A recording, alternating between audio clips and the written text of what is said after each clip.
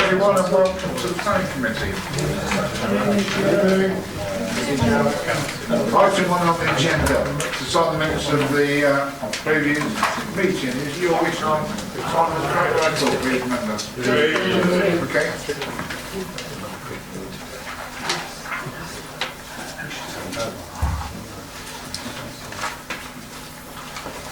Thank you. Apologies for absence. Chairman. Right, members' interest.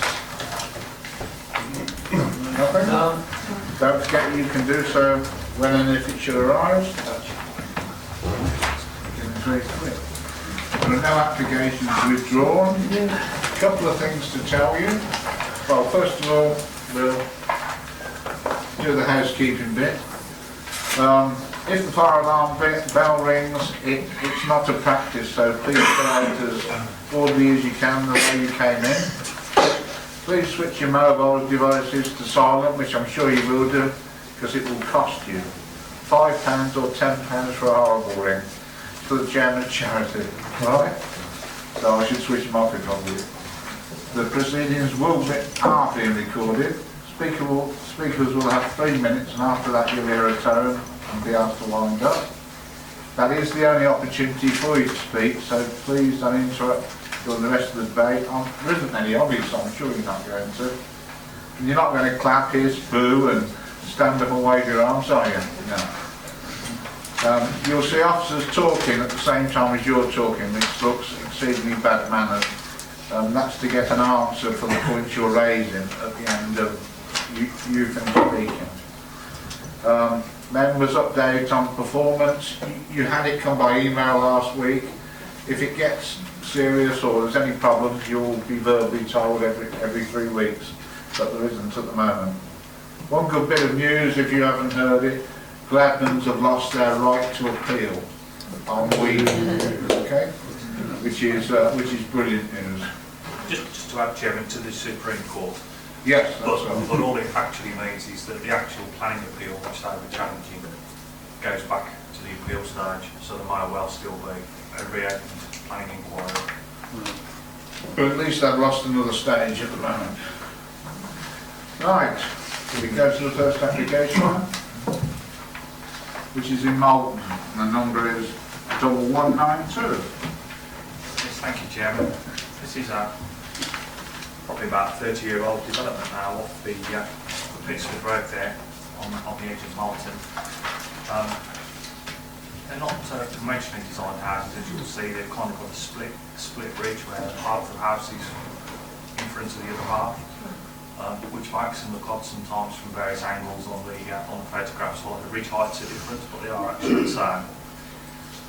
Proposal is effectively, if you leave that there, to change the front of the property from the front as you see it there by moving it to what is down the side of the house. And you'll see when we get the drawings that there's going to be windows put in the front of the house and a new extension on the rear, which effectively becomes the end of the front of the house. And the main concerns with the proposal, as you see, there have been objections from neighbours, and also the parish council. There's also comments in the live representations from Councillor Warren, basically to the effect of we think the extensions are too large, out of character, and they'll harm the locality, visual amenities of the locality, not in keeping with the immediate locality. As I've said to you before, really, guidelines are guidelines. It doesn't mean just because it complies you have to necessarily approve something. But obviously you have to have regard to it if you're thinking of refusing something and saying, well, it does comply with the guidelines, which it does, which we will show you on the approved drawing. And also, obviously, design is a subjective thing, but again, we're encouraged not to pick too much of design. So I think the overall proposal, when you see on the drawings, is generally in keeping with the house types and the location. We don't think it's too overbearing, as it does comply with the guidelines. And on that basis, Chairman, we're recommending it for approval. Thanks, Keith. We have a speaker, Mr. Slim, who's against the application. You have 3 minutes, sir. Right. Chairman, councillors, my name is Mark Slynn and I am the joint owner and occupier of number 3 The Hollies, which is the immediate next door property to the application site before you. Your officers state that the proposed extension will form a substantial visual and imposing presence on the major part of my small rear garden area. I agree. The single-storey part of the application will extend over half of my garden in length and the two-storey part half in length and a full two-storey in height. I consider that this imposing presence, as referred to, will be oppressive and dominate the outlook from my property. Those are reasons in your supplementary planning guidance to restrict rear extensions. Policy GN2 of your local plan presumes against development which is of a scale and design which detracts from its amenities. This does detract. Policy EN42 requires that development blends in well in its surroundings. This does not blend in well. Policy R1 of the core strategy at criterion D requires that development protects the amenity of existing residents. This does not. Chairman, so why is it recommended for approval? Well, it complies with imaginary lines taken from the rear garden windows of my property, and that apparently justifies setting aside all other policy considerations. As a guideline, for example, this does not take into account the size of neighbouring garden areas or property. The single-storey extension extends beyond that considered acceptable as permitted development. Anything above that was considered by the government as having the potential for an adverse impact on neighbouring property. All two-storey extensions require planning permission for the same reason. Chairman, this proposal, by reason of its massing, size, siting and design, is considered to have an overbearing impact on the residential amenities of my property, making it a less pleasant place in residential terms, and is entirely due to this application. Supplementary planning guidance is what it says. It's for guidance. In this instance, the proposal before you does not comply with your local plan policies GN2 and EN42 and core strategy policy R1, and with respect should be refused for those reasons. By doing so, you would also support the considered views of the Parish Council as set out in the committee report. However, if you are unsure, then please defer the application for a site visit and gauge the impact for yourselves. Thank you, Chairman. Thank you, sir. Local members asked to speak. Councillor Curran. Thank you, Chairman, for allowing me to speak. Yes, I have considerable sympathy for the person who's number 3 here. My co-councillor Mike Warren has put in some late representations which your committee will see. I tend to basically agree with everything that they've said. Also, the parish council is in objection to it. Having looked at these plans, I can see where the applicant wants what they want to do, but this is going to have a massive impact on number 3. It's going to basically block out a lot of his light and practically all his view. Now, obviously, the view isn't something we can take into account, unfortunately, with regard to planning. But the light, it will block up a fair amount of light off there, and I appreciate what the officers have said in their report, is that they've looked at the guidelines and they say, well, actually, it probably technically complies with it. But I mean, I don't think that we should be allowing this application to go through in its current state. It has been amended and it's been reduced a little bit, but this is still going to have a massive impact. And it's going to have a massive impact on the amenity value of number 3 and the other property, which is to a certain or lesser degree in the Hollies area. I mean, looking at the design of the property, it looks pretty nice, and I'm sure the person that would be living in that house would love it. But I say it's going to have a massive impact on the neighbour there, and I'm not sure whether the applicant has really appreciated how much of an impact it's going to have on this neighbour.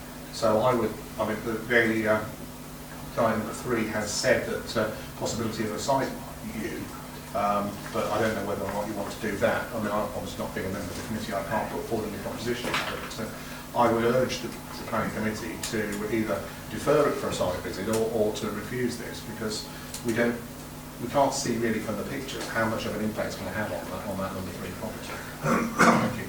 Thank you, Councillor Curran. Heather. Silence. If it will help members, I'll just show you the picture we have taken from the next door neighbour's garden, and I think you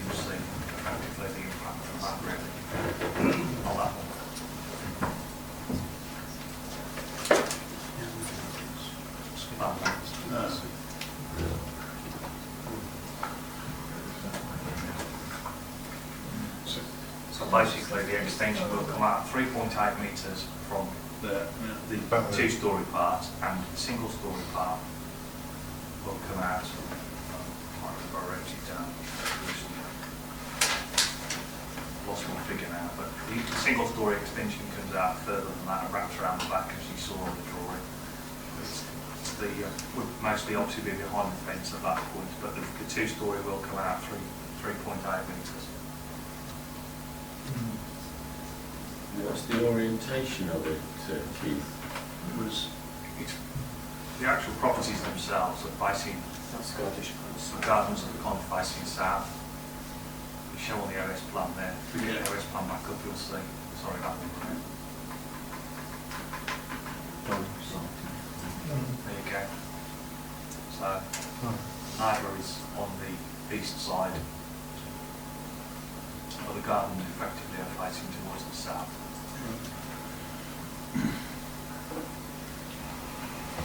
Can I just ask something, please? How much would permitted development rights cover this? How much would it be allowed under permitted development rights? On that two-storey part, 3 metres. So it's 0.8 of a metre beyond what they'd be allowed as permitted development.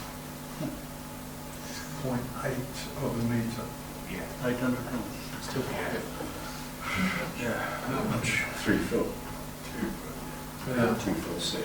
So, councillor Daventry. In the same vein, how far in the garden could they build on 1 story in permitted development? Well, you're allowed to do up to 4 metres single storey on a detached. Well, obviously you can go up to 8 under the permitted development changes, but that's obviously subject to neighbour notification and whether they need full approval or not. And obviously I'd imagine the neighbour would object, and we'd probably say they'd need prior approval, so we'd probably be back where we started really in that sense. Can I come back? I think from that angle we might all agree that it's a nicer looking building. Now we listen to what the neighbour has said, and yes, it will obscure a bit his garden, but how much? And it's a very difficult one, because I do think that from one angle the building looks better. From the street side, I think you don't have this brick wall, so it's nicer. Now, there are small garden, and it's a light on the garden, and I am not sure that 1 metre less or more on permitted right will change very much. Great. It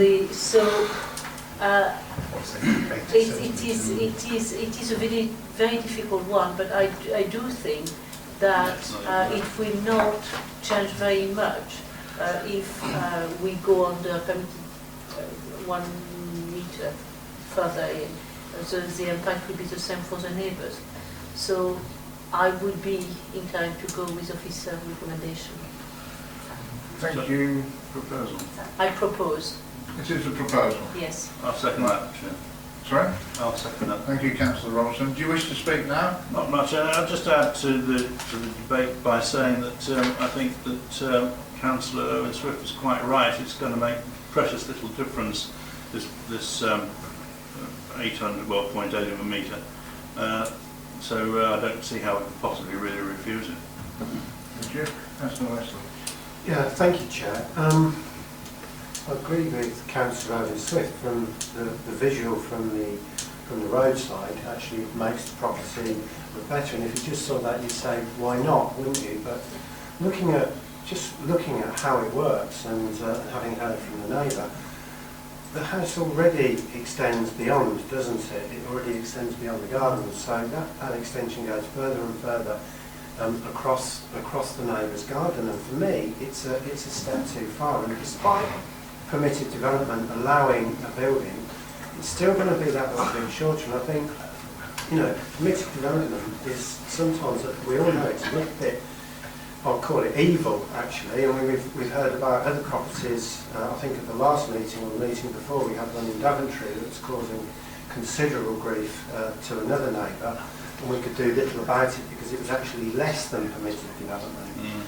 in this case, it is more than permitted development, and I think, for me, it makes a bit of a stand on it and say, okay, it's only 0.8 of a metre, but adjust your building accordingly, and maybe be a little bit more sympathetic to your neighbour. So I have to say, I think it's overbearing and overshadowing on that property, and I can't agree with the recommendation at the moment. Okay, thank you. Councillor Frenchman. Thank you, Chair. I was actually just had my thunderstorm, so I was going to say much the same thing as Councillor Wesley. My other question directed to the officers, if they're able to, am I right in suggesting that whether it's permitted development or not, it is contrary to the modern neighbourhood plan? I don't think it is actually. I mean, I think we couldn't find any policies. I mean, that's what the officer says in prepared the report, and I looked at it and I couldn't find any. We don't seem to have any policies that deal directly with extensions, and certainly one of the policies that was quoted E5 doesn't actually exist. They stop at E2, I think. So we're a bit confused on that. The reason I'm getting up the Google Earth image, or playing up that, because I didn't want it to go 3D, is to show you that we can get it off 3D. It would help, because you could zoom in on the roof better.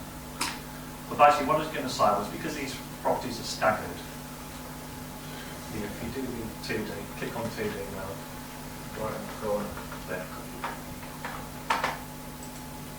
That's better. We can zoom in now on the properties again. Yeah, what I was going to say, you can just see that these properties are staggered, as I said, but as it happens, the neighbour has had an extension on their property because their stagger was the other way around. But the bit that was inset on their house, if you like, was away from the neighbour. But obviously, as you pointed out on this one, the actual house, the stagger on this one, as it was built, already projects beyond the neighbour. So I think that's part of the concern that you've said, really. But just to point that out, that there have been 2 similar extensions on the other neighbour as well, on the other side of them. They both filled in their back bit, but they were away or not immediately adjacent to their neighbours. Whereas in this one, the stagger is the other way around, and it's already beyond, but they're going beyond what was filling that piece that's away from the neighbour. So again, there has been some extensions allowed, should we say, on those type of dwellings in the past, but they haven't gone beyond that back wall so far. Yeah, that's the point I'm trying to share there. You can see quite well now. You finished, Councillor Frenchman, haven't you? Yes, thank you. Right, Councillor Ritchie, I'll come next. Very briefly, Chair. What I planned to say, I think, has already been said by Councillor Wesley. I just feel I'm unhappy with what people are allowed to do under permitted development, but at least it is a limit. On the basis of what we have heard from the officers and from the neighbour, and from what we've seen, I would not feel comfortable about voting in favour of this application without actually having been there to see it, to look at it and get a visual impression that I don't think we are getting sufficiently from the from the photographs. So I just feel I just couldn't support this. Thank you. Councillor Olga. Yeah, it's not really. It's a question for officers really. Do we have a computer program which can superimpose what it would look like in because we've had a number of these where we've got, there has been an artist draft actually submitted, but we're always told to be wary. I mean, I would say, look at that, sorry, Maria, just speaking off it. I would say, look at that side elevation that you've got there, and then look at the photograph that we took.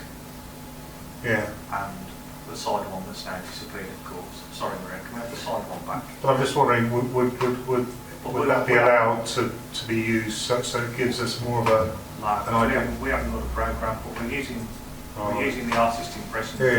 That helps, but it's from the neighbours' point of view. We always say to members, beware of artist impressions because they obviously are. Yeah. But what I was thinking about, if it was computerised and it was actually, we haven't got it here. All right, but was it something that we could? Sorry, the photograph of members from the neighbour's garden. I want members to compare the photograph of the neighbour's back garden with the side elevation. I see. Sorry, I'm not making myself very clear. Yes, no, carry on. Councillor. Thank you, Chairman. So looking at that, from from that angle, That one, Most- the actual yeah. elevation, it's most of the a extension is going to be along the side of the road, this side of the building. And do I understand that any extension on the other side is going to be 1 storey? The extension immediately adjacent to the neighbour is single storey with this wraparound roof on. Yeah.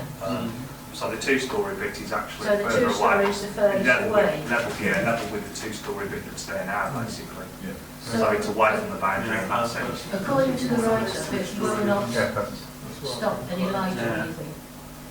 And the biggest part will be the furthest away, not Yeah, right next to don't do the that. next door neighbour. Thank you very much. Yeah, so that is quite a match there. yeah, There's several people speaking at the moment. If you could, I can finish, Catherine. Yes, thank you, yeah, I just want to clarify that. Thank you, Chairman. There's always a lot of problem. Feelings, exceptional empathy with various people. However, we have guidelines and we are directed by those guidelines. And whilst, yes, 0.8 of a metre is not excessive, the guidelines are there, and as a planning committee, you know, we have no choice. But yes, we can go against officer advice. We can go against guidelines. We've not always been successful on appeal.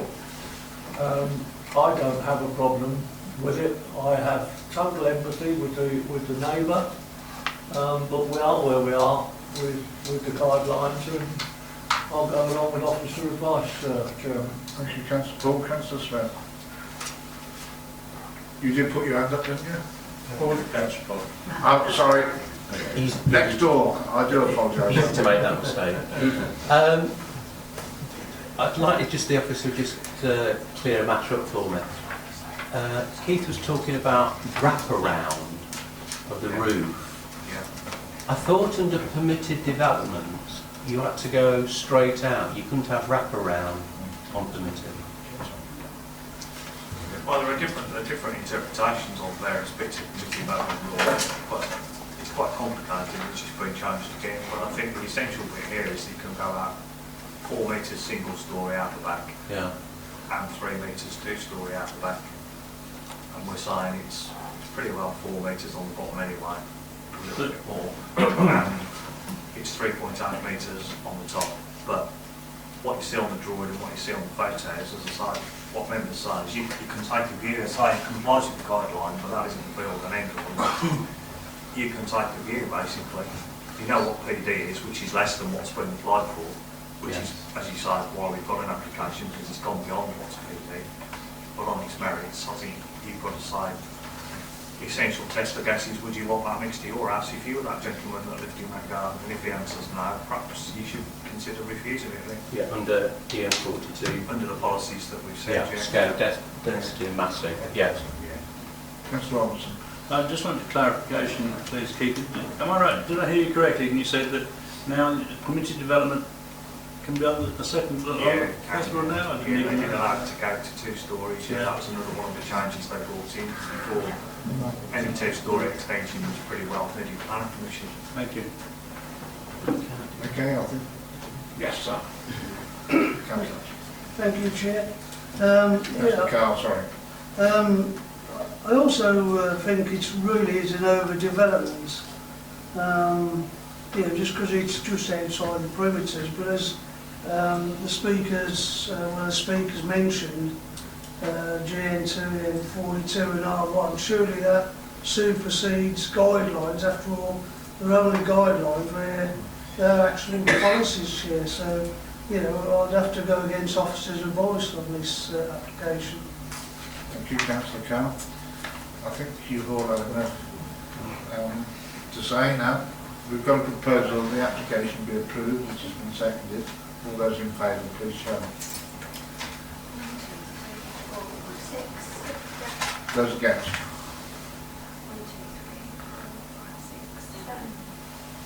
The application is refused. Well, it's not. Right, no, sorry, it's not refused. It's not agreed. It's not The approved. application to approve it hasn't has been lost. Now I need an application the other way. Councillor Frenchman, Could I propose that we refuse it, please?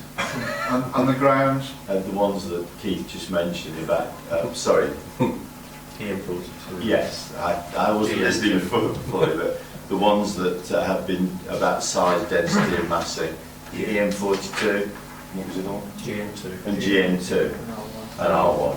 Yeah, you know what he's on about, Keith? yeah, basically it's what the parish council has said, Yeah. effectively. Do you have a seconder? Councillor Wesley. Right, all in favour of that, please show. Those against?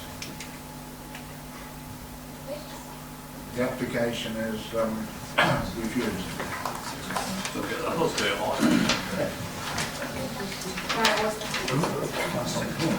Who's on the speaker?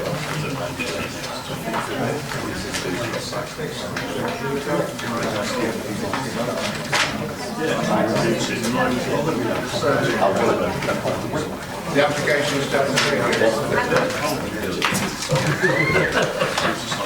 Sorry,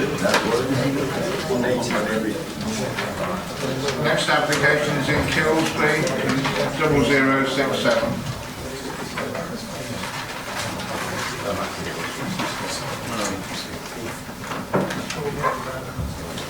Thanks, Chairman. Received the report. This site has got a long planning history in which the principal dwelling was established on the site since 1991. On a series of applications and granted withdrawal among those. And since 2008, where the permission has been granted for a two-storey dwelling. Current application is an application for a new dwelling, albeit of a different design. But the reasons before committee tonight is that there has been a change in circumstances in that since the last approval we have the adoption of the joint core strategy and the Kilsby neighbourhood plan. It seems from the report that we have considered both parts of the development plan and judged the proposal to accord with the provisions of the development plan. And accordingly, we're recommending the application be approved, Chairman. Thank you. Thank you, Aaron. We have no speakers for this one. So, local members, both, there's two people want to speak.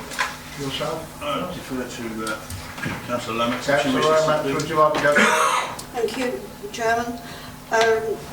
Yes, so the principle of development on this site is well established, but I think it's very unfortunate that we should have this quite large building now proposed, whereas in fact the Kilsby neighbourhood plan has a preference for bungalows, and indeed there are bungalows in the vicinity. So I do think that is a pity, but it is not in itself a reason for rejecting it. What I would ask is for a condition, as the parish council have already also asked for a tree survey, both condition and the condition of the trees, and whether any should be retained as specimens. I don't think there's anything we can do about the pavement. It's unfortunate that there is no pavement along that stretch, not, well, on either side of the site, in fact. But I don't think there's anything we can do about that, as Highways have not actually raised any objection to it with the new, for the changes to the entrance and exit. So, nothing more to say, Chairman. Thank you. Thank you, Captain. All right. Swear otherwise.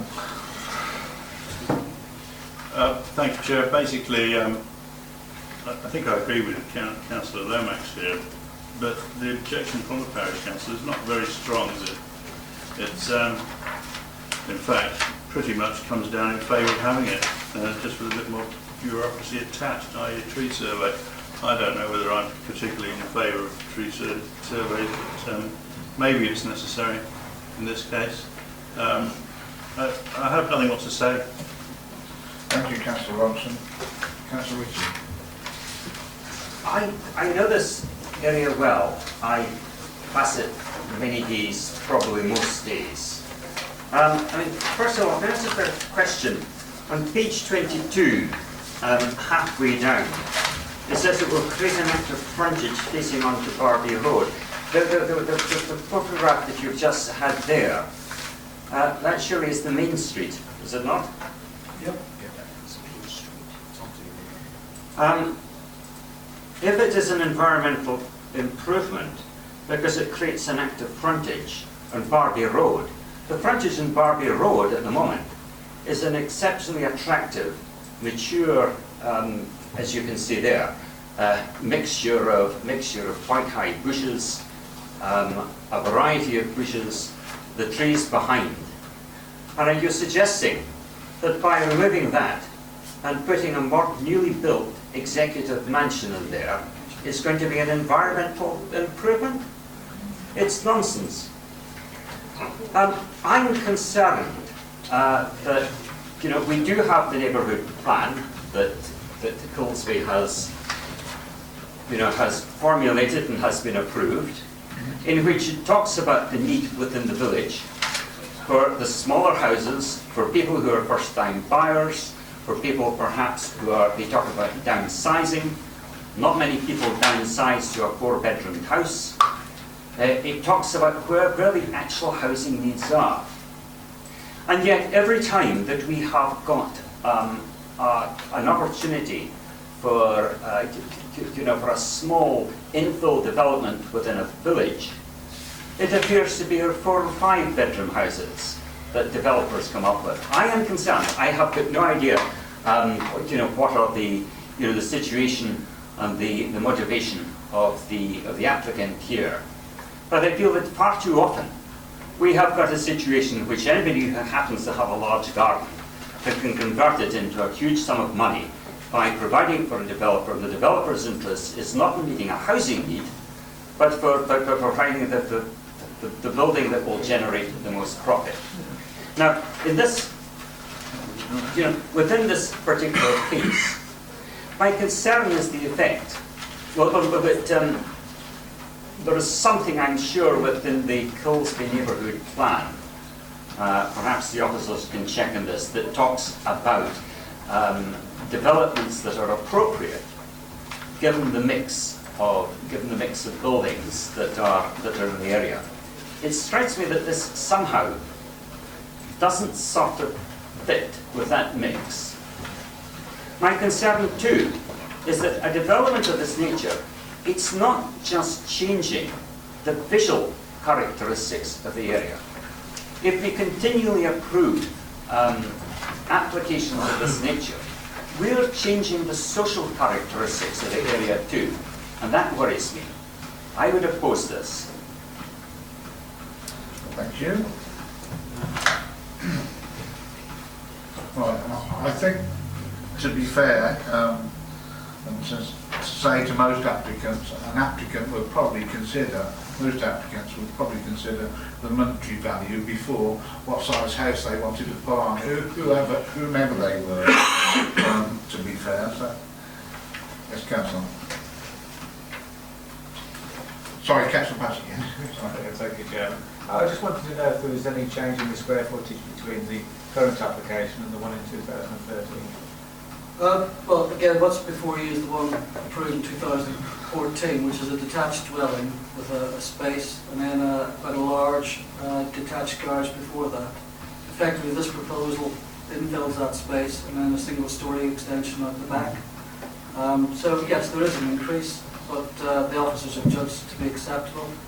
And whilst on the subject, the tree officer, landscape officer, has also assessed the proposal and is satisfied the proposal is acceptable in terms of its impact on the side frontage where there is a TPO tree, and also the trees to the rear. So you see that it is conditional on there, protecting the remaining trees on site that are shown to be retained. But ultimately, members needed to consider that the planning history of this site has a long established principle of a single dwelling, that being a dormer dwelling, and at least since 2008, for a 2-storey dwelling. Argued that whilst there has been material change in terms of the planning policies, those policies are still complied with, including in terms of the neighbourhood plan. Councillor Ritchie referred to this policy K3, which talks about supporting residential development within the existing confines. or clearance within the existing confines. It is of a size, height, massing and density which is sympathetic to the character of the surrounding area. Again, that's a matter of interpretation, but in our view it's acceptable. Uses local materials, has a safe access, is accessible to local facilities by walking and cycling, and demonstrates consideration and secured by design principles. All of those criteria are, in our view, satisfied. Could I also ask if the permitted development rights would be attached to this dwelling?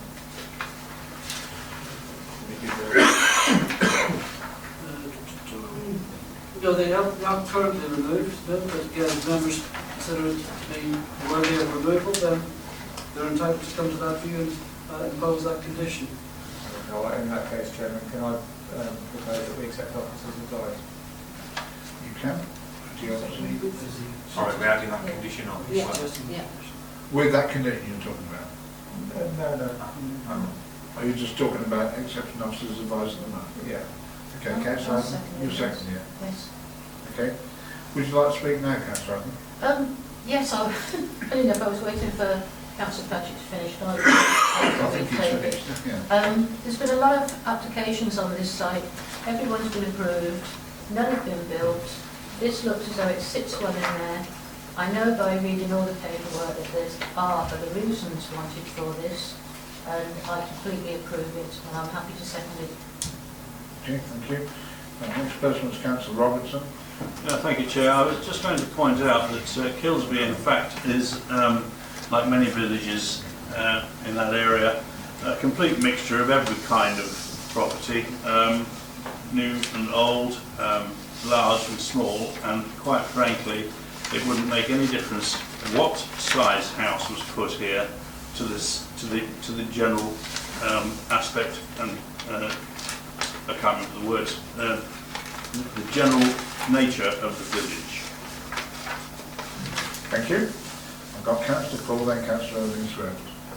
Thank you, Chairman. I'm looking on page 20 with the comments from the highways and picked up on the words TPO from, I believe, one of the officers. So perhaps a brief clarification of that would be appreciated. And on condition 7, regarding the garage and its foundations, I welcome that. So if we can just talk about the access, that would be... Thank you, Councillor Paul. Do you want to comment on that? Well, the access is the access since 1991. There have been no changes to it. The TPO tree is this tree here. So I mean, great care has been taken to ensure that the access obviously is dictated by the presence of the tree and is located to avoid any disturbance to the tree. You also know from the Highway Authority that they wanted footpath construction all the way back to the village. Yeah. In our view, that the report considers that is disproportionate, and in our view would be harmful to the character of that frontage, which is a very soft edge, and in any case there's a footpath on the other side of the road. So to introduce a very hard urban edge there to serve one additional dwelling, in my view, in this particular case, wouldn't be acceptable, but the permission and the principle and the details have been long established. Yeah. The only thing that's changed here is the design of the dwelling now proposed. I'm just concerned that the TPO tree would get in the way. As it doesn't, then I'm happy to agree officer advice. Thank you, Councillor Paul. Councillor Robinson. Yes, thank you, Chairman. As Councillor Robinson said, it's a bit mixed in this village. Nevertheless, I find the architecture not so pleasing, but that is a question of taste. And I would like, because it's quite a big house for the plot, I would be minded to vote with officer advice if we had it. No more development, if we withdraw the permitted development right. I think that would be maybe a wise move. So I just would like to see if Councillor Patchett will agree with that before putting to the vote. Thank you. Thank you. If I might, through you, Chairman, just to clarify, removing community development rights doesn't mean no more development. Yes, it no, just yes, means it that doesn't, kind of yes. clarification, just in case Yes. the benefit of anyone who's not clear on that. That means they will have to apply. Yes. Exactly. You're not willing to add that anyway, are you? I don't think it's necessary, Chairman. Okay, so did I, sure. Right, any more comments? If not, we'll go to the vote. We have a proposal, the application to be approved as per the application. All those in favour, please show.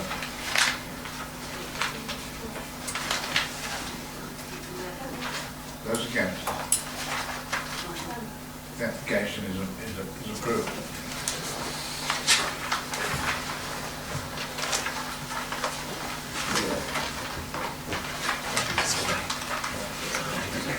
Next application is 0136. It's in Abbey Zone.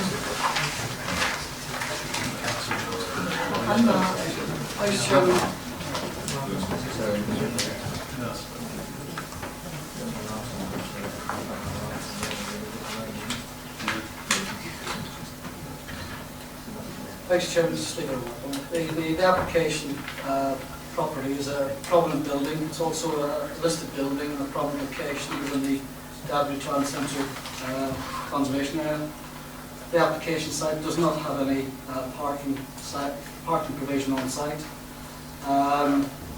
Has been historically used as a dwelling because it was a townhouse, then used more recently as a dental surgery, but has in the last few years remained empty and no alternative use has been brought forward. Current application is an application for conversion to a house in multiple occupation or residential use. The proposal has been subject to consideration by Council's Conservation Officer in terms of the internal and external alterations that require this building consent, and no objections are raised. With respect to the proposed use, the Conservation Officer has advised no objections. The main issues here is with respect to whether or not you want to see a heritage asset, a designated heritage asset, in a prominent location, find a new viable use without car parking, or whether or not you wish to see vacancy continue simply because of the lack of on-site parking provision to serve the new development. In our view, we need to secure a viable use for the heritage asset, outweighs the concerns about lack of on-site parking. Accordingly, we recommend the application be approved, Chairman.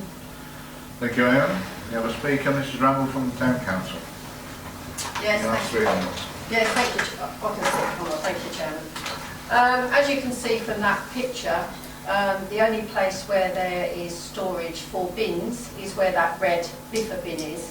And my understanding is that red biffa bin at the moment belongs to the Halifax, and that building actually belongs to a character that I would have liked to have seen that brought back into flats, but it's somebody who I understand is very hard to get hold of and pays no business rates or anything else on that building. So I'd be interested to know how they actually got the building to secure that as a bin store. Round the corner there is another bin store, but again one is for clinical waste and the other one's just got a roll top bin in that's used for local businesses. So there's nowhere to store, officially nowhere to store any bin, because if that second building was to be sold, there will be no bin storage whatsoever. And as you can see, it leads into an archway. That archway will be opened up and it will be used. Bin collection, again, will be a concern. It's double yellow lines along there, very, very busy road, often congested by Tesco lorries. The previous picture you would have seen would have shown you a car park, and that car park through the day is absolutely rammed to the point that they even park down the middle of the car park. So there is never any parking spaces there, generally till gone 6 o'clock.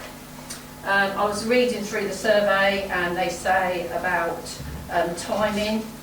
You've got to be aware that a lot of people now do shift work, so you can't actually say when the car parks are going to be empty and when there aren't. We've got a lot of multiple occupancy communities now.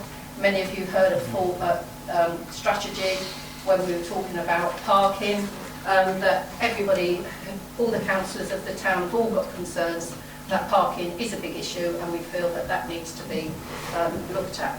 As for giving permits, you could have a single lady walking the upper edge of the town and going home late at night. That is a concern for me as well. And the other thing is outdoor space. Where do you go? Just sit in your room? There's nowhere to sit outside. So again, if you're doing, you could go in the day, you could walk across the park, but again, if you're doing shift work and it's later on in the evening, you might not want to sit in the park in the dark, whereas if it was a little garden, you might want to sit somewhere. So again, health and well-being is a huge concern, and you know, it's a shared lounge.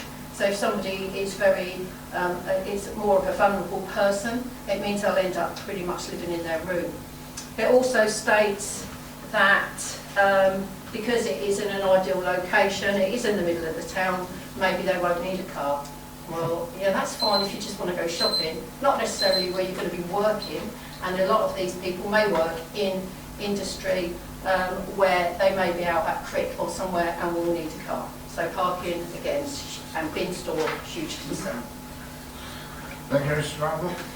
Randall. Local members. Who's going first? Councillor Wesley or Councillor Adam? Ladies first? I don't mind. Funny enough, I think this is the first time that Councillor Randall and I have agreed on lots of things. Shock horror. But she's mentioned quite a few of the things that I've noted down. Part of it is they've done a parking review in Northampton. Why don't we do one in Daventry? Northampton, it's been used before. Northampton is so different to Daventry. Northampton's got red buses passing every 10-15 minutes. You haven't got that in Daventry. People will need cars, and as been mentioned, not everybody's going to work just round the corner. They'll perhaps need to go out of town, they'll need somewhere to put the car. So I am concerned about that. There's nowhere they can park in front of it. That road is so busy most days of the week now. There's tailbacks all the way trying to get to Bowen Square and to Tesco's. And as mentioned, with the lorries that go into Tesco's, they come and park outside until they're ready to take them into the yard. And it's often that traffic is held up because they can't get past. Thank you, Councillor Adam. I do need to say one or two other things, but I know that Maria Taylor wants to say something about that. Finish what you're saying. Okay. Listed building. I understand that our conservation officer is happy to have it re-rendered and all alterations done inside. So in that case, why do the plans that were put out when this was first submitted in January slightly different to the ones that we've got now in shape? Because suddenly there's this courtyard at the back, whereas before it was a straight wall. That's one question. And then when you look at it closely, some of the windows aren't in the same places. Front ones are, side ones are. You get some of the others, they're not in the same place in the walls. And I haven't seen any listed building thing to say that those sort of alterations can happen. Okay, we'll get the answers for your questions, then we'll find Councillor Wesley. Who wants to go first? You want to do the parking bit, right? Yeah, I can do. I'm mindful of the fact that parking often comes up with town centre applications of this type, so I've come to this meeting prepared. I can advise members that every 2 months, officers undertake a full survey of all car parks on a Friday, which is the busiest weekday. It's done hourly, and every car park short of non-stay is assessed, and the number of car parking spaces actually vacant at that point is taken. Last time this was undertaken last month, between an occupancy, so it's 8 o'clock in the morning, 9, 10, through to 4 o'clock hourly. Occupancy of the car parks was between 31% and 89%. At no point during the day was all the car parks occupied, and that is, if you were to go around the town centre any evening, you'll see that most of them are not occupied at all. The other information that I can provide to members is regarding parking permits. Residents and businesses are allowed to apply for parking permits with the council, which would allow them to stay in short stay car parking because they're a resident. At this point in time, only 5 businesses and 15 residents have permits for individual cars. So we have not got a huge demand from residents. It's true to say hundreds of people live in the town centre. Many town centre properties do not have any parking whatsoever, but nevertheless there is not a huge demand on car parks from local residents, which does rather support the contention in the report that people who live in the town centre don't have vehicles. The reason the report refers to Northampton Town Centre HMO parking is because they've got long-running experience of having a number of HMOs in the town centre, which isn't the case in Daventry. So it's a local town with established houses in multiple occupation. So that's... But the circumstances there are still different. They've got a very good bus company, which we haven't. Well, no, we've got one, and it's it's good, but it's not so frequent as the ones in Northampton. I mean, although these are single people, there are all types of sizes of property. There are family homes, there are 8 bedroom houses in private ownership, and lots of single flats in the town centre. Hundreds of people live in the town centre, and there isn't a huge demand for resident parking. Thank you, Maria. Do you want to answer the other questions raised, Amy? Well, it's my understanding that there are no physical alterations to the external windows, etc. In terms of the internals, you'll see that the actual description before you is 9. The actual total number of rooms is actually 8. Yeah. And the reason it's 8 is because both the conservation officer, the planning officer and environmental health visited the site. Environmental health's interest is with respect to the licensing of the building under a separate set of regulations, and it was as a result of those visits that there was reduction to 8, and the internal alterations were made to meet both those standards, but also there were concerns about the internal stud walling, basically it's being rejigged to make use of the existing windows. So as far as I understand it, there are no physical external alterations to existing windows, etc. Well, I've taken off the ones from January and the ones from February, and the windows, some of them look as though they've been blacked over, so I don't know whether they're going to be blocked up. Some of them have been moved along the wall, they're not in the same place. They're different. Well, either the first lots that were put in were wrong. That may well have been the case, but my understanding is that, as I say, both conservation officer and environmental health and the planning officer have been to the building on a number of occasions. They are satisfied with the drawings before committee this evening in terms of impact on the heritage asset and impact in general planning terms. And separate to that, the environmental health team will be looking at the licensing arrangements for the buildings. My understanding is that there are no physical alterations to the external windows. So where does the little courtyard at the top suddenly come from? Well, again, I think that's simply just a discrepancy that may have all been discovered in the earlier drawings, but it exists behind the site and is accessed, as I understand it, under the archway. Yeah, through there, I think. The archway? Through there. Around the back? Just where I'm pointing there. Around the back, yeah. Because on the first lot of plans, that part where the courtyard was actually the bathroom, etc. for that bedroom that's right next to it. Now that courtyard is on this second lot of plans. That bedroom, or that flat, has no facilities, and the nearest ones to him or her now are to go into the dining room and use the ones that go off of there. Now, well, again, sorry, Chairman, you're restraining to matters of licensing under the environmental health regulations as opposed to planning. All I can say to you is that the listed building officer is concerned with the both external and internal alterations. This planning application is simply concerned with the use in planning terms. The conservation officer advises us that she's satisfied with the internal alterations under the relevant list of building regulations. A list of building consent has been granted or will be granted shortly. I can't advise on the licensing arrangements, but my understanding is obviously there has been liaison between our environmental health colleagues, list of building officer and planning officer in terms of coming to what's before committee this evening.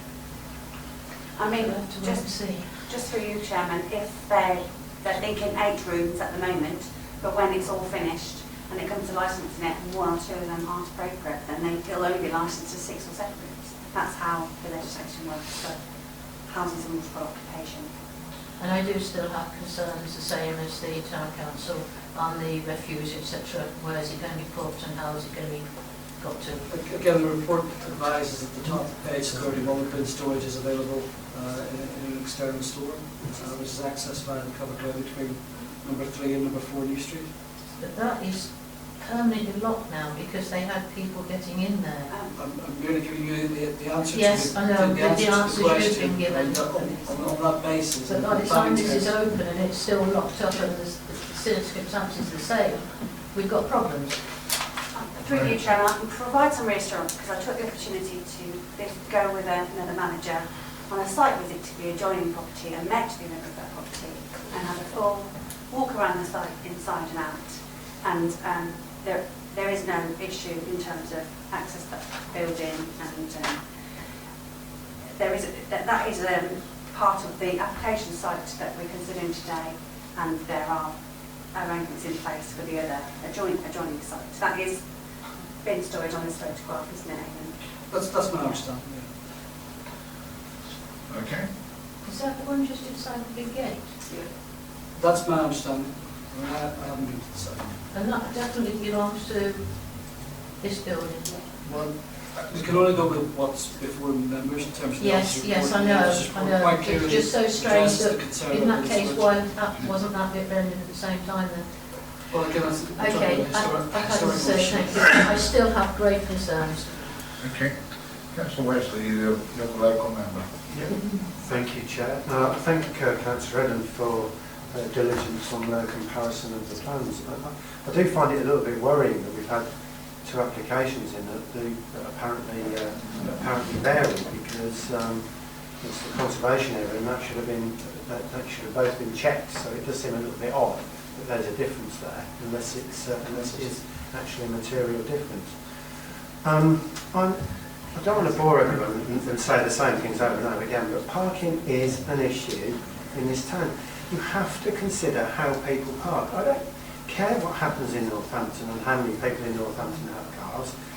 This town, people have cars. You can go in the estates all around this town and see houses of multiple occupation and see many, many cars parked all over the streets. It is a fact of life. That car park next door to it is absolutely rammed and chocker full of cars, virtually all the time until early evenings at least. And as for timings, yeah, people do use their cars at different times, and people do move their cars about. That you can see how people park in that car park. They're double, triple park. They even park over the gate half the time. It is absolute madness along there. And just to reiterate, it's not making it up that sometimes there's 2 Tesco lorries parked down that road as well. It is mayhem and congestion, and another load of people living in another house of multiple occupation is crazy here. It's just another one adding to the list. And I really, really can't support it. I support everything that Councillor Edwin said and Councillor Randall. Thank you. Councillor Ritchie. I won't add to what has already been said. I would like to question the figures we've had from the officers about the surveys of parking. You report occupancy ranging from somewhere around 30-something% up to, was it 89%? But I would be very interested if the officers were able to send us at some stage a sort of spreadsheet of the breakdown of these figures. Because are these figures averages? They must be averages over a number of car parks. I would like to see what the actual figures were. If you come down to looking at parking, for example, in Market Square, around about Bowen Square, the car park that is next door to this particular building, or the car park that is behind the High Street by the, behind the Moot Hall. Because very often, these car parks are absolutely full. I've even encountered in some cities, even the car park at, what do you call it, Primrose Hill, is that? Behind the High Street thing. Yeah. Even that one, which is bigger, which is further away from some of the amenities, even that, on occasions, is full, or at least very difficult to find the space.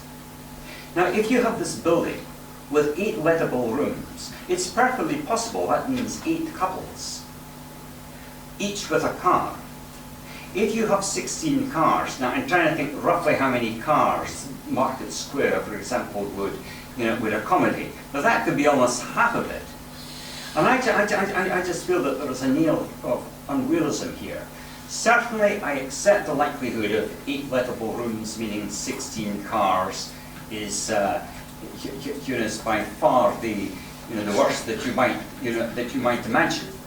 But you only need to go to some parts of even some of the houses that are let to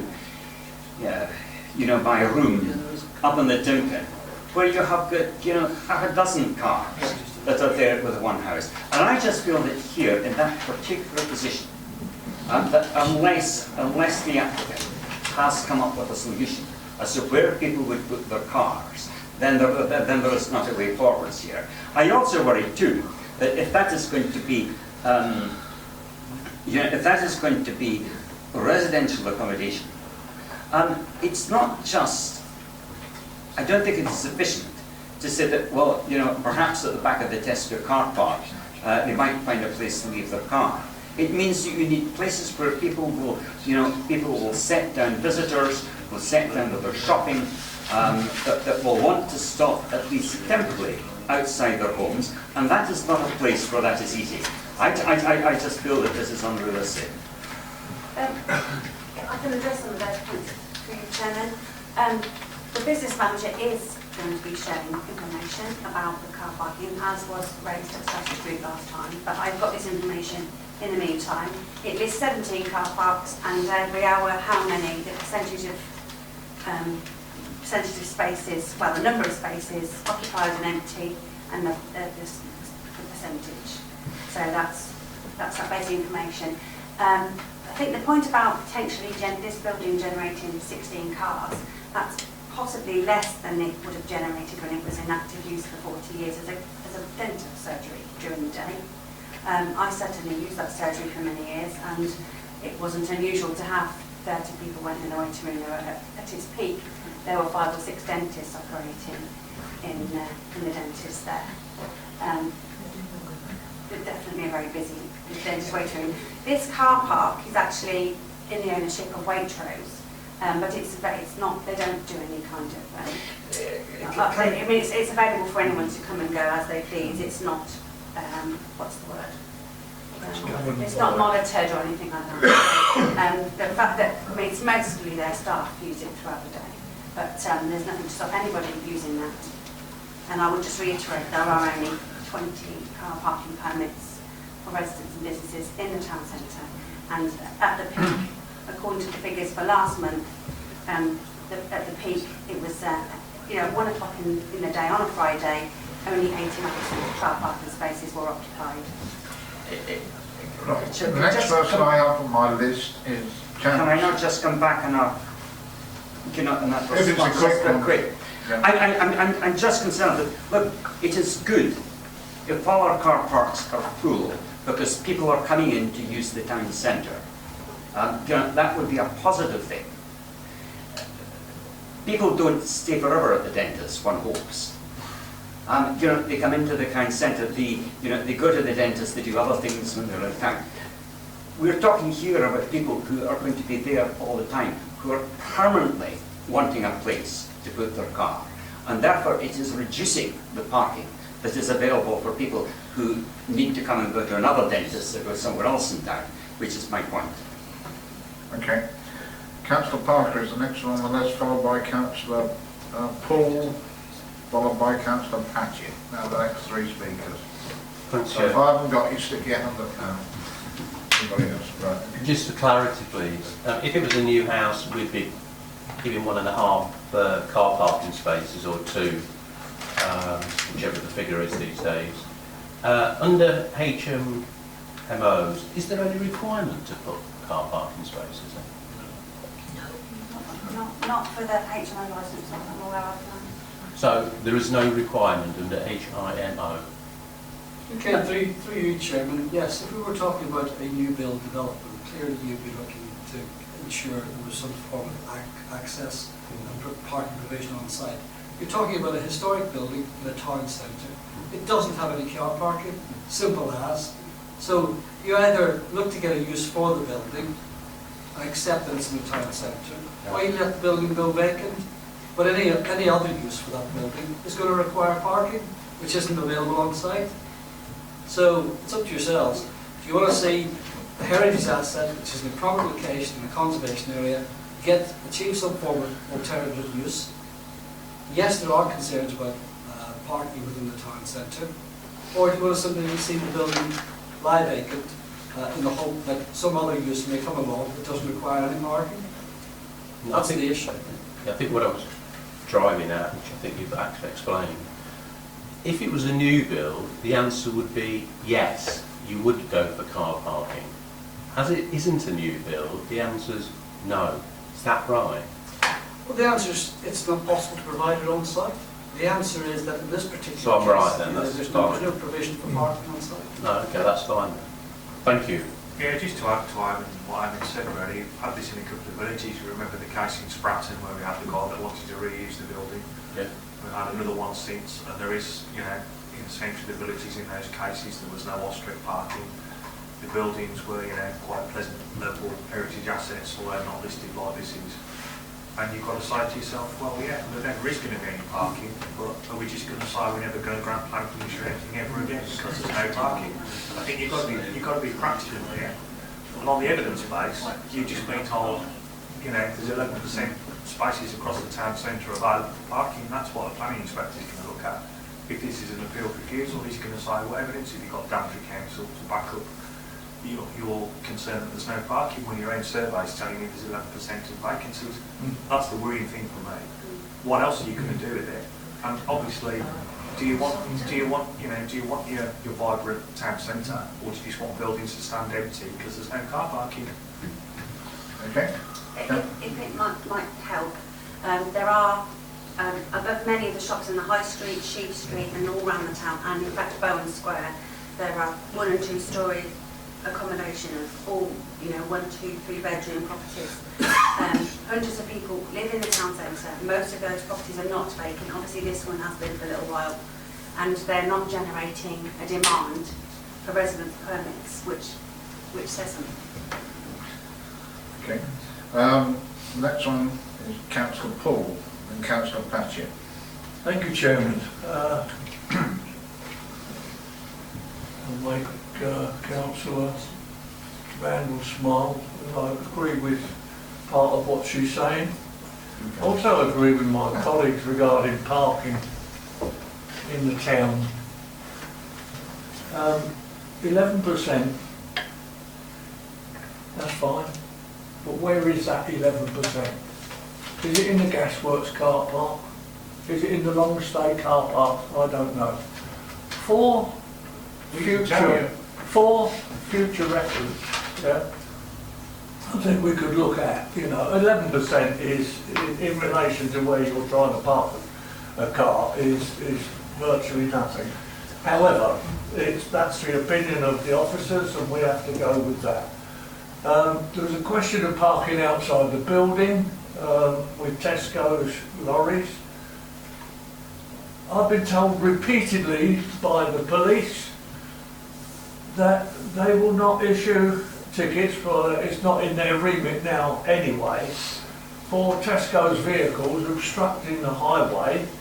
Perhaps we should get our county council parking wardens over and issue tickets, because you cannot get into any Tesco distribution centre to deliver stock to them unless you have a timed book-in reference. You cannot arrive early, you cannot arrive late, you have to arrive on time.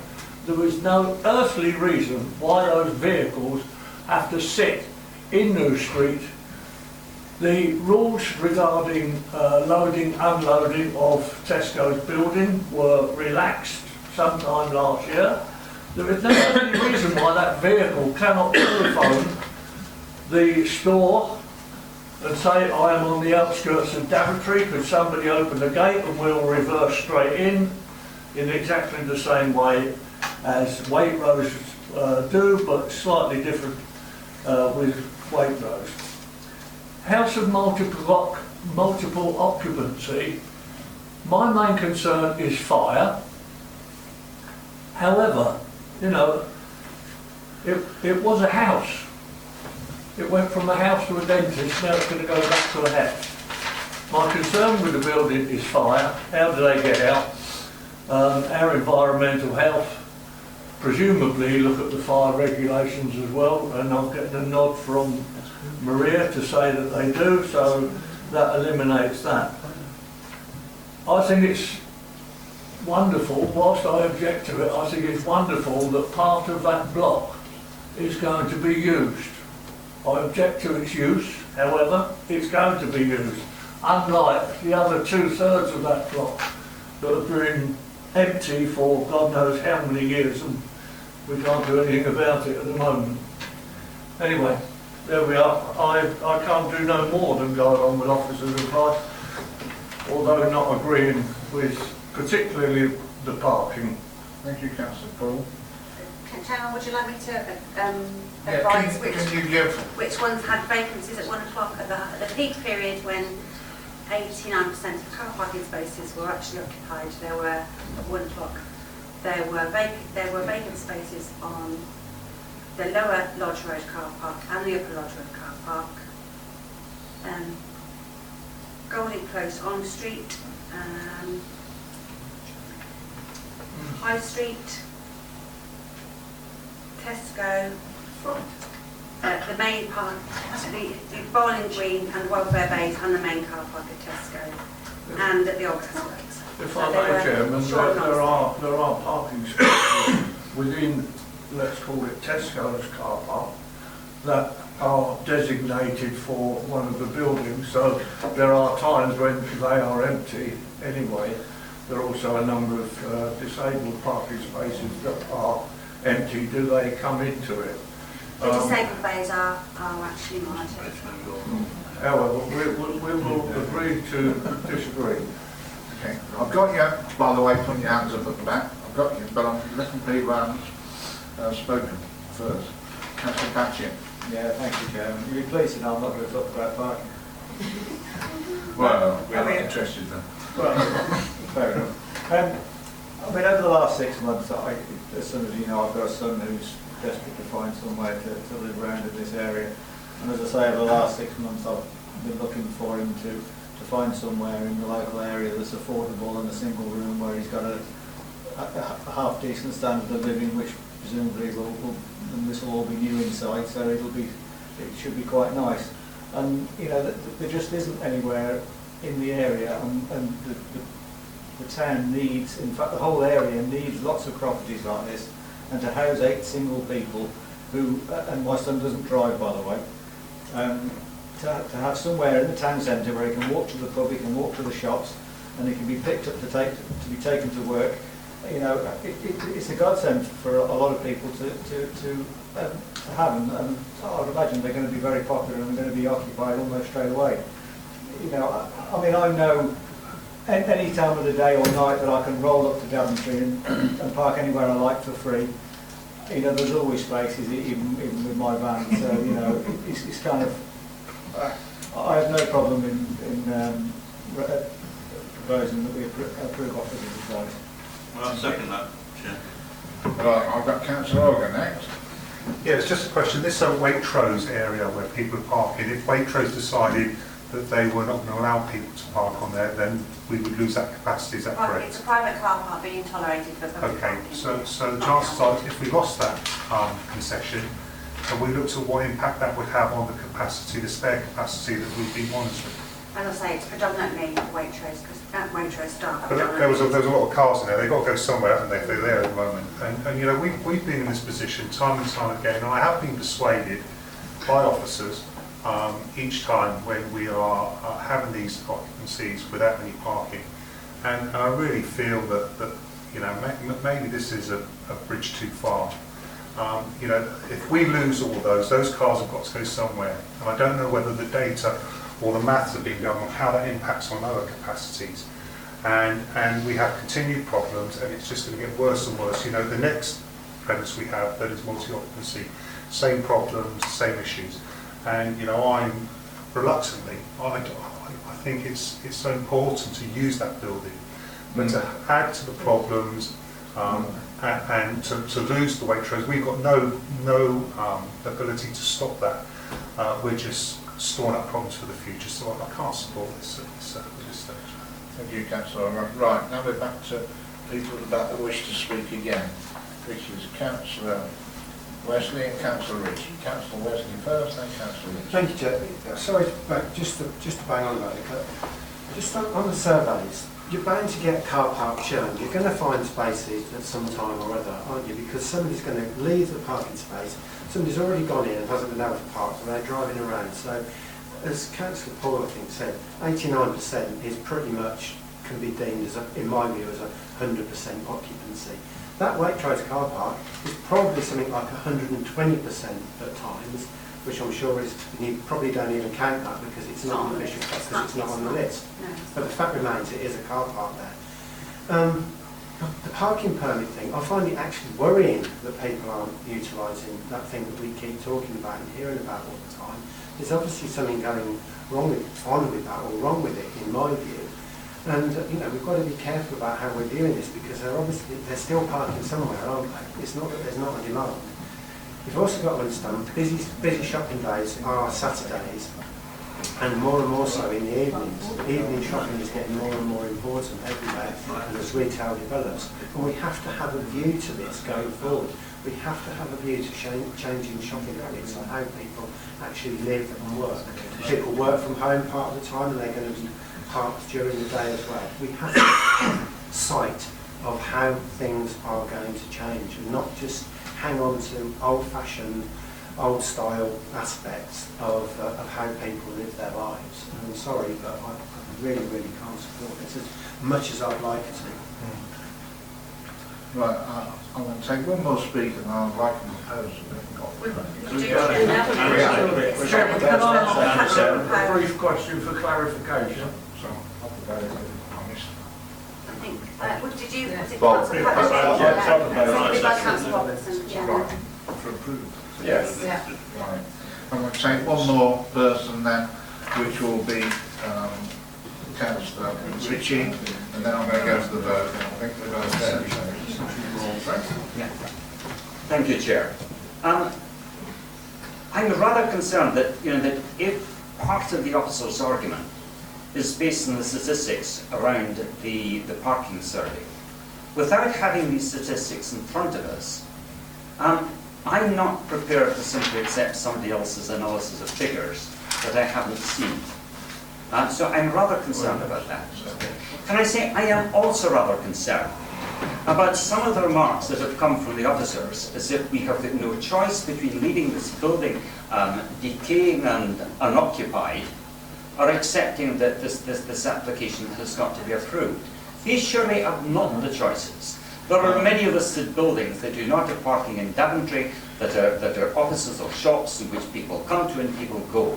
Just to interrupt you a second, Councillor Ritchie, I would expect a professional planning officer to say exactly what he's said. That's what he's paid for, that's what we employ him to do, and that's what they did do. So I accept that you don't like it, but that's what they're here to say. Well, in that case, I argue that is not. I don't think any reasonable person would say these are the options that this committee has got in front of it. The issue that this committee has got to look at is this particular application. And I would come back to it that anybody, surely anybody, if we were building a house of multiple occupation that was new nowadays, the bottom floor or the bottom area, there'll be a basement in which people put their cars. Whoever brings the application has got to bring a way in which this problem would be overcome. That's right, if they were building a new one. Chairman, may I ask a question for clarification?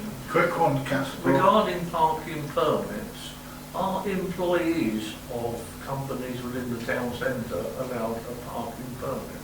There is you can have residential ones, or there are currently 5 businesses who've got individual spaces and 15, and one of them is a commercial business.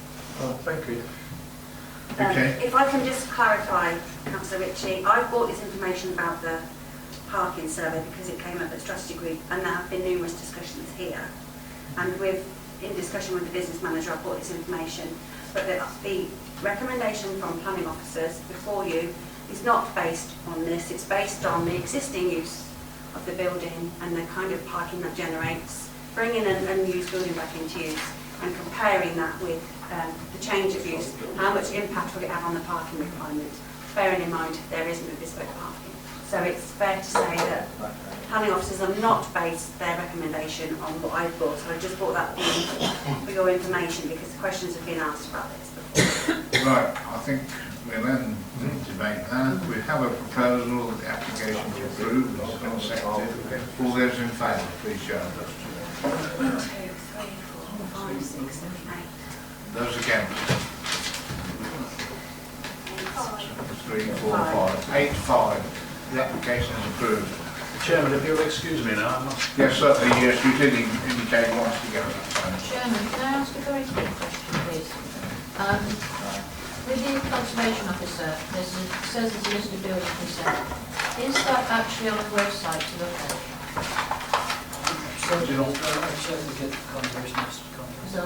I'd still like to have a look at those buildings and see exactly what has been reviewed. Thank you.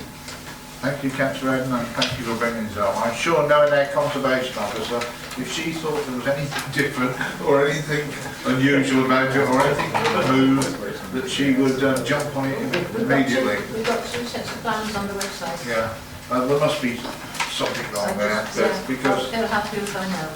I'm sure you know her as well as I do. She wouldn't have a window move half in, so. Oh, I know that. Yeah.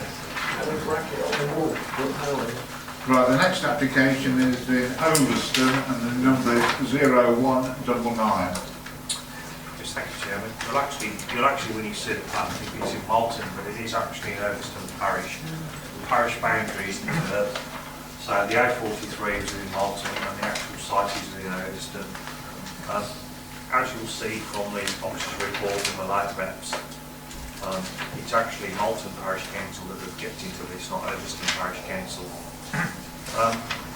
The property is a house that's been used for 3 years as a physiotherapy clinic, basically to see how it went. And as is usual, they come back now for a permanent planning commission. As far as we're concerned, we haven't really had any concerns or complaints or issues with it. But a couple of neighbours have written in to raise concerns about parking and potential issues from light pollution, etc. But you'll see from the late reps that the parish council appears to have jumped the gun slightly on the basis that, having spoken to one of the neighbours, they objected on the basis that the neighbours weren't happy, and then one of the neighbours raised it and said, actually, we are happy because we've spoken to our neighbours and we've resolved our differences, and so we don't actually object. And to be fair, we never really told Malton Parish Council we were going to object. We said we might have further comments to make after we've spoken to the neighbours, but we don't have any comments to make. Having said that, there is still concern about parking and traffic in the area on the A43 from another neighbour. So it's not fair to say it's been completely resolved to all the neighbours' satisfaction. But highways, as you'll see, have no problem with the proposal. So on that basis, Chairman, we recommend it for approval. Thank you, Chief. We have one speaker, Ms. White. Who is the applicant? You have 3 minutes, madam. Chairman, councillors, My name's Samantha Whiteson and I'm a physiotherapist and the clinic director of the Back and Body Clinic. We fully appreciate and are delighted to hear that the senior Daventry District Planning Officer has recommended approval to our application. We still felt it was worth clarifying the information in the letter mentioned in the officer's report. This was sent by our neighbours. They sent it in their disappointment in hearing that Malton Parish Council had not fully supported our application. It was a letter of support rather than concern. Our neighbours Chris and Rita have always had been contacted by one of the Malton Parish Councillors a few weeks ago. We've always had a great relationship with them and being good and considerate neighbours is very important to us. We hadn't seen them for some months and they made some generic comments to the council about a few points they were going to discuss with us next time we spoke. These were minor points regarding a light that needed slightly re-angling, which has already been addressed. A slight amendment to either the height of the fence or the car park, which would be preferable to them. The potential benefit of a timer for the lights, which in 17 months have only been left on by accident twice. And finally a bin that they suggested would benefit from being moved just 2 metres from where it was. Their letter states, "We are surprised to learn that this application has not been supported by Malton Parish Council and confirms any points of concern have been addressed." We also felt it was important to emphasise that our clinic is not in the Malton Parish Council but under the jurisdiction of Overston and they have no objections to our application. On a separate note, we wanted to highlight the significant health and wellbeing benefits that our business brings. It has recently been published that 30% of all GP appointments are to do with musculoskeletal pain, which is what we specialise in. And with a 20-week waiting list in the NHS for physiotherapy, clinics like ours are much more in demand in growing communities. We want to assure you that we are a genuinely caring and empathetic local business with a very strong patient-centred approach. We're very proud to have been awarded Northamptonshire's Excellence in Customer Care Award, and since opening the Malton site we have developed a superb reputation and operated successfully from the property for 17 months without any issues, complaints or concerns. In fact, we've been given a very warm welcome from all we've come into contact with. Denial of permanent change of use here would also significantly compromise our ability to continue to employ our fantastic team of 23 employees, which we dedicate so much time and energy to developing. Thank you very much for listening. Thank you. Local member that wishes to speak. Yeah, thank you, Chairman. I just want to basically just echo what they've said. I mean, I think there's been a bit of a mix-up, to say the least, from the parish councils, because the parish councils do share a executive officer now, and I think somewhere along the line something might have gotten slightly mixed up. But I think generally, yeah, there's no objection, I don't think, to this application, and we support. I mean, I think I was on the planning committee actually when we supported it when it first came forward. I mean, it's a marvellous asset to the village, and I would fully support it. So I think basically we go with the officer's advice. I would just like to add my support for it.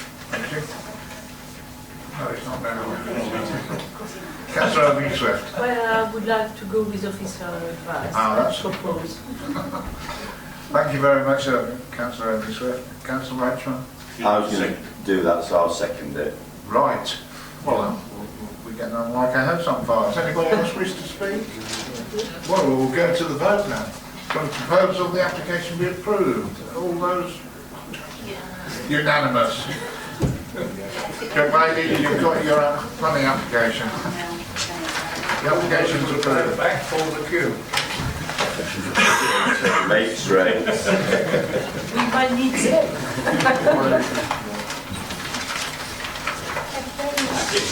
The last application is 028 in Abbey North. Thank you, Chairman. I'll refer members to the late representations and in particular the comments from the Wildlife Trust. Which has resulted in an additional condition being recommended to do with bat surveys. Straightforward application that effectively seeks to formalise paths and links that are currently used by members of the public to access the old railway line. They currently have to either follow the gradient of the ramp or the embankment down to grade, along the top of the embankment, or risk going through the root-filled embankment that's full of various dangers, but this creates a set of steps down that embankment. There will be several trees taken out, but not as many as first envisaged. And in our view, the proposal is acceptable. According to the application be approved, Chairman. Thank you, Ian. Any other speaker? Mrs. Randall for the Town Council. Yes, thank you, Chairman. The only concern really we had was what was going to be used as a, whether it was going to be tarmac or chippings, but obviously we didn't have the information at the time that I thought it was tarmac, so we're happy with that surface, because it was about wheelchairs and pushchairs, so it was our concern. So you're happy with it? Yeah, so it said it's tarmac, so so we're happy with that. Thank you. Thank you. Two local members, do you wish to speak? Councillor Carr and then Councillor Ritchie. Thank you, Chair. Yes, I've had nobody come forward with any information otherwise that this is really a bad application, only on the basis that of safety really for people, especially females, walking along that railway line, especially they see it in the evening. I'm a bit dubious myself, I must say. And to cut up through those trees there, unless that, how wide is that going to be? I can't really make out on the plan. I'd hope sufficient trees would be taken out to give security, to the likes of females and males. 1.5 metres wide, I'm told. Yeah, because I mean, there's plenty of places there people can lurk and hide in the trees and bushes, that's the only concern I have in many residents. But besides that, with the additional condition, you say that's going to be added, and we've got to recommend that be added from the wildlife. Officers are recommending that, Chairman. Yeah, as long as that condition is added, Chair, I have, I'd like to go with what's advised. Thank you, that's a proposal there. Councillor Ritchie? Well, unlike Councillor Carr, I've had quite a number of people approaching me wanting to talk about this particular application. And they've approached me with one concern, and their only concern is why has it taken so long? I'm very happy to second it. Thank you, because I forgot to ask for a second. So that's marvellous, Councillor Ritchie. Thank you.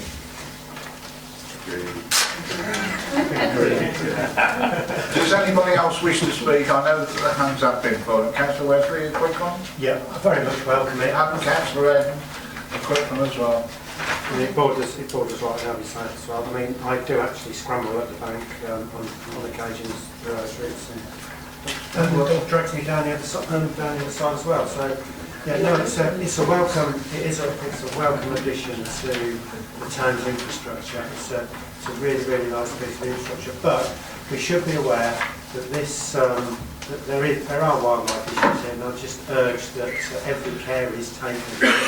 There's an awful lot of bird life down there. You see deer and fox running around down there in the evenings. The railway line is an absolute treasure to me, and that link back across the Two King is superb. And I'm sure we will take care of all the wildlife issues. Yeah, bring it on, I say. I'm sure most of us, like you, have 12 pints will struggle at the bank. Councillor Eden. Thank you, Jim. I just want to say that I'm pleased to see this come. I mean, I used to regularly walk my son's dog around that area, and the people that would stop me and say, why haven't we got a pathway down there? You go through the park, you come to the end of the park, and there's nothing. And I passed a lot of this on to Councillor Long, so you can tell how long ago that was. So I've got one more question. If we pass this tonight, how long do you think we're going to have to wait before it's actually put into place? Any idea? That's not within my remit. Okay. Through you, Chairman, it's whether it's in the capital programme already or whether it's going to be proposed for in next year. So you'll have to have a look for it as an item in the capital programme. I think there'll be a lot of happy people when it's in. We have a proposal that the application be approved, which has been seconded. All those in agreement? Unanimous. Please show. Yeah, it's unanimous. Thank you, the application is approved. Thank you members for attending.